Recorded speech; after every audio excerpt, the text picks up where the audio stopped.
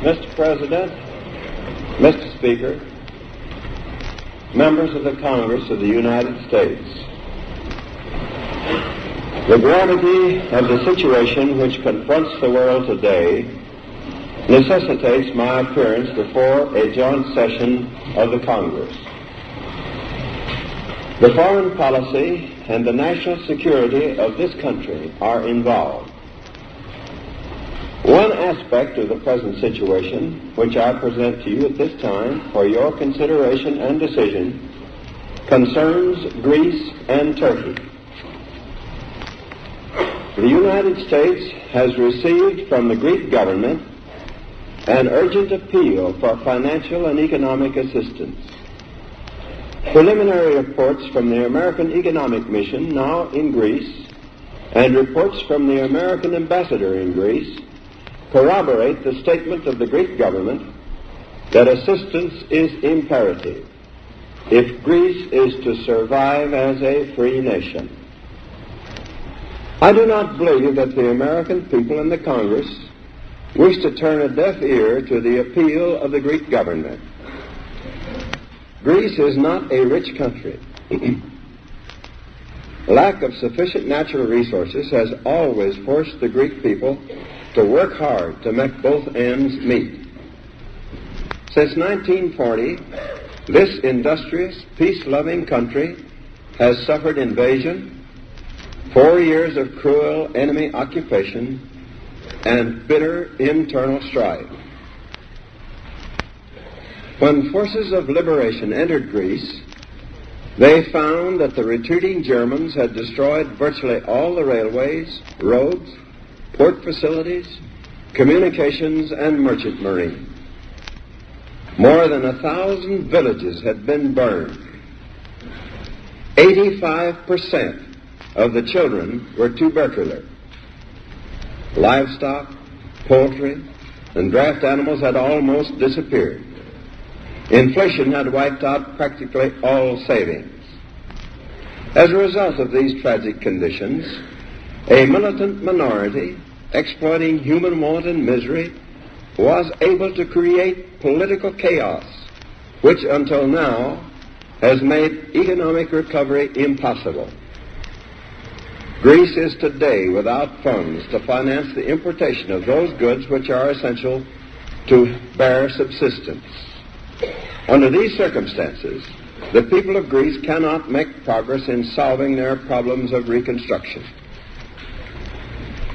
Greece is in desperate need of financial and economic assistance to enable it to resume purchases of food, clothing, fuel, and seeds. These are indispensable for the subsistence of its people and are obtainable only from abroad. Greece must have help to import the goods necessary to restore internal order and security, so essential for economic and political recovery. The Greek government has also asked for the assistance of experienced American administrators, economists, and technicians to ensure that the financial and other aid given to Greece shall be used effectively in creating a stable and self-sustaining economy and in improving its public administration. The very existence of the Greek state is today threatened by the terrorist activities of several thousand armed men led by communists who defy the government's authority at a number of points, particularly along the northern boundaries. A commission appointed by the United Nations Security Council is at present investigating disturbed conditions in northern Greece and alleged border violations along the frontiers between Greece on the one hand and Albania, Bulgaria, and Yugoslavia on the other. Meanwhile, the Greek government is unable to cope with the situation. The Greek army is small and poorly equipped. It needs supplies and equipment if it is to restore authority to the government throughout Greek territory. Greece must have assistance if it is to become a self-supporting and self-respecting democracy. The United States must supply this assistance. We have already extended to Greece certain types of relief and economic aid, but these are inadequate. There is no other country to which democratic Greece can turn. No other nation is willing and able to provide the necessary support for a democratic Greek government. The British government, which has been helping Greece, can give no further financial or economic aid after March 31st. Great Britain finds itself under the necessity of reducing or liquidating its commitments in several parts of the world, including Greece. We have considered how the United Nations might assist in this crisis, but the situation is an urgent one, requiring immediate action. And the United Nations and its related organizations are not in a position to extend help of the kind that is required. It is important to note that the Greek government has asked for our aid in utilizing effectively the financial and other assistance we may give to Greece, and in improving its public administration. It is of the utmost importance that we supervise the use of any funds made available to Greece in such a manner that each dollar spent will count toward making Greece self-supporting and will help to build an economy in which a healthy democracy can flourish. No government is perfect. One of the chief virtues of a democracy, however, is that its defects are always visible, and under democratic processes can be pointed out and corrected. The government of Greece is not perfect. Nevertheless, it represents 85% of the members of the Greek Parliament who were chosen in an election last year. Foreign observers, including 692 Americans, considered this election to be a fair expression of the views of the Greek people. The Greek government has been operating in an atmosphere of chaos and extremism. It has made mistakes. The extension of aid by this country does not mean that the United States condones everything that the Greek government has done or will do. We have condemned in the past, and we condemn now, extremist measures of the right or the left. We have in the past advised tolerance, and we advise tolerance now. Greece's neighbor, Turkey, also deserves our attention. The future of Turkey as an independent and economically sound state is clearly no less important to the freedom-loving peoples of the world than the future of Greece. The circumstances in which Turkey finds itself today are considerably different from those of Greece. Turkey has been spared the disasters that have beset Greece, and during the war, the United States and Great Britain furnished Turkey with material aid. Nevertheless, Turkey now needs our support. Since the war, Turkey has sought additional financial assistance from Great Britain and the United States for the purpose of effecting that modernization necessary for the maintenance of its national integrity. That integrity is essential to the preservation of order in the Middle East. The British government has informed us that, owing to its own difficulties, it can no longer extend financial or economic aid to Turkey. As in the case of Greece, if Turkey is to have the assistance it needs, the United States must supply it. We are the only country able to provide that help.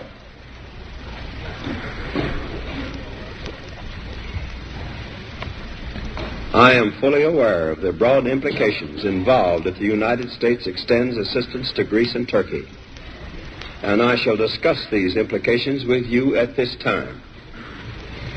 One of the primary objectives of the foreign policy of the United States is the creation of conditions in which we and other nations will be able to work out a way of life free from coercion. This was a fundamental issue in the war with Germany and Japan. Our victory was won over countries which sought to impose their will and their way of life upon other nations. To ensure the peaceful development of nations, free from coercion, the United States has taken a leading part in establishing the United Nations. The United Nations is designed to make possible lasting freedom and independence for all its members. We shall not realize our objectives, however, unless we are willing to help free peoples to maintain their free institutions and their national integrity against aggressive movements that seek to impose upon them totalitarian regimes.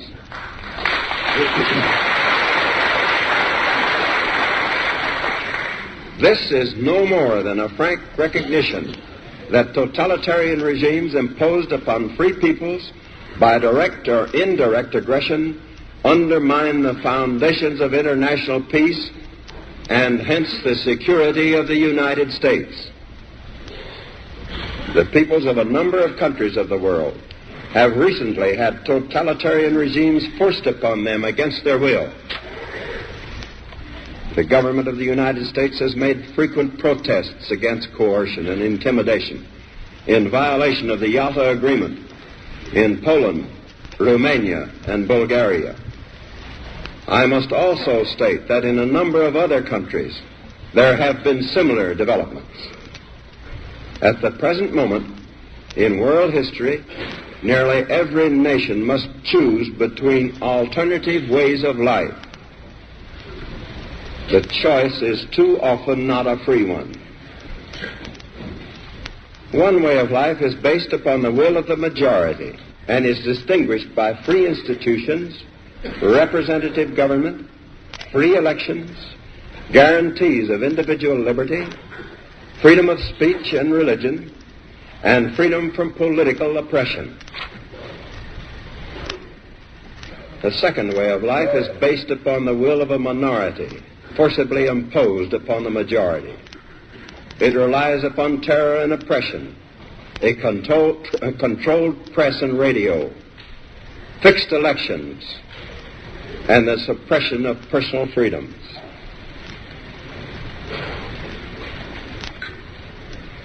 I believe that it must be the policy of the United States to support free peoples who are resisting attempted subjugation by armed minorities or by outside pressures. I believe that we must assist free peoples to work out their own destinies in their own way. I believe that our help should be primarily through economic and financial aid, which is essential to economic stability and orderly political processes. The world is not static, and the status quo is not sacred. But we cannot allow changes in the status quo in violation of the Charter of the United Nations by such methods as coercion or by such subterfuges as political infiltration. In helping free and independent nations to maintain their freedom, the United States will be giving effect to the principles of the Charter of the United Nations. It is necessary only to glance at a map to realize that the survival and integrity of the Greek nation are of grave importance in a much wider situation. If Greece should fall under the control of an armed minority, the effect upon its neighbor Turkey would be immediate and serious. Confusion and disorder might well spread throughout the entire Middle East. Moreover, the disappearance of Greece as an independent state would have a profound effect upon those countries in Europe whose peoples are struggling against great difficulties to maintain their freedoms and their independence while they repair the damages of war. It would be an unspeakable tragedy if these countries, which have struggled so long against overwhelming odds, should lose that victory for which they sacrificed so much. Collapse of free institutions and loss of independence would be disastrous not only for them, but for the world. Discouragement, and possibly failure would quickly be the lot of neighboring peoples striving to maintain their freedom and independence. Should we fail to aid Greece and Turkey in this fateful hour, the effect will be far-reaching to the west as well as to the east. We must take immediate and resolute action. I therefore ask the Congress to provide authority for assistance to Greece and Turkey in the amount of $400 million for the period ending June 30th, 1948. In requesting these funds, I have taken into consideration the maximum amount of relief assistance which would be furnished to Greece out of the $350 million which I recently requested that the Congress authorize for the prevention of starvation and suffering in countries devastated by the war. In addition to funds, I asked the Congress to authorize the detail of American civilian and military personnel to Greece and Turkey at the request of those countries to assist in the tasks of reconstruction and for the purpose of supervising the use of such financial and material assistance as may be furnished. I recommend that authority also be provided for the instruction and training of selected Greek and Turkish personnel. Finally, I ask that the Congress provide authority which will permit the speediest and most effective use in terms of needed commodities, supplies, and equipment of such funds as may be authorized. If further funds or further authority should be needed for the purposes indicated in this message, I shall not hesitate to bring the situation before the Congress. On this subject, the executive and legislative branches of the government must work together. This is a serious course upon which we embark. I would not recommend it, except that the alternative is much more serious. The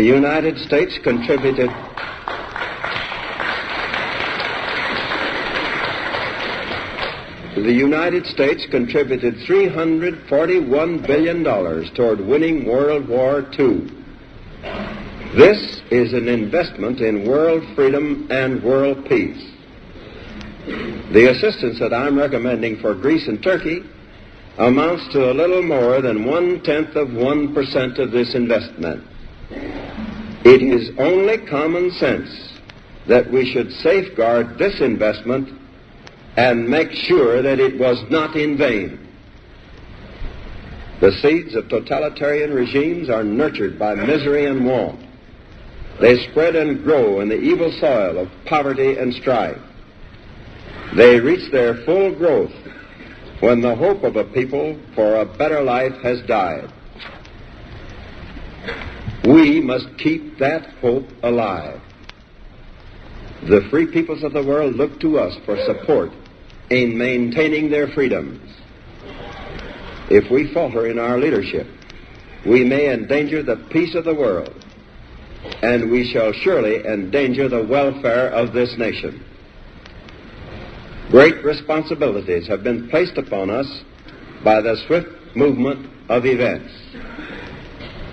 I am confident that the Congress will face these responsibilities squarely.